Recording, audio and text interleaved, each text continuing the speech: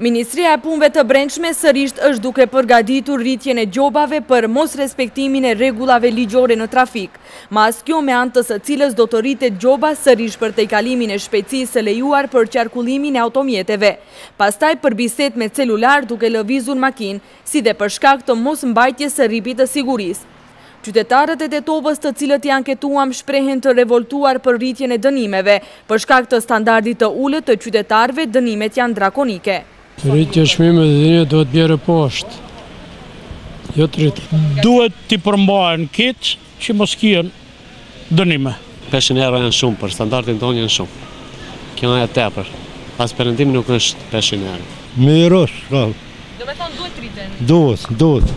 Në komunikacion do me thonë edhe u jam vetë shofer, nëse është dami shumë i madh, është u jam dakord me atë çka është dënimi, sepse çka kuj mos vjen deri te fatkeqësia. Duhet të kesh rregulla më të mira pakës, edhe policia duhet të kesh më rregull, njerëzit të kenë kujdes. Nga Ministria e Punëve të Brendshme parashihen rritje të gjobave dhe dënimeve për mos përdorim të rripit të sigurisë, vozitje në gjendje të alkolizuar dhe kalim në ngjyrë të kuqe, kur në semafor është ndezur ngjyra e kuqe. Ministria e Punëve të Brendshme parasheh gjoba më të larta për shoferët të cilët nuk do të respektojnë rregullat ligjore të komunikacionit, për tejkalimin e shpejtësisë së kufizuar, edhe atë me mbi 50 km/h, gjoba do të jetë 500 euro. Ka potencuar Ivo Najdovski, inspektori i Ministrisë së Punëve të Brendshme.